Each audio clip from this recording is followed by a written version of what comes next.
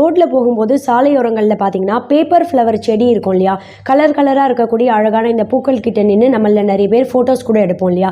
இந்த paper flower அழகை தாண்டி ஒரு சில ஆரோக்கிய நன்மைகளும் இருக்குது. அதுலேயும் ரொம்ப குறிப்பாக பார்த்தீங்கன்னா இந்த தேநீரை தொடர்ச்சியாக எடுத்துகிட்டே வரவங்களுக்கு 3 முக்கியமான நோய் பாதிப்பு ஏற்படக்கூடிய வாய்ப்பு ரொம்பவே கம்மி தான். பேப்பர் ஃப்ளவரை ஆங்கிலத்தில் போகன் வில்லா ஃப்ளவர் அப்படின்னு சொல்லுவாங்க.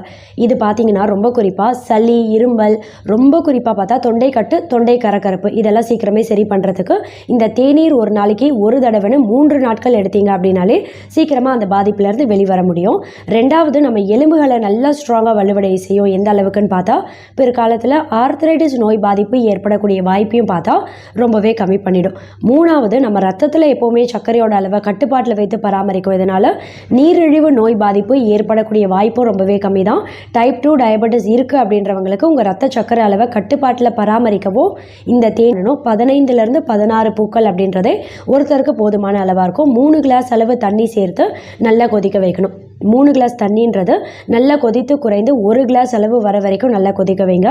1 கிளாஸ் வந்ததும் வடிகட்டி வெதுவெதுப்பான சூட்டில் இருக்கும்போதே 1 டீஸ்பூன் அளவு தூய்மையான தேன் இதில் சேர்த்து கலக்கிட்டு காலையில் முதல் உணவாக எடுத்துக்கலாம்.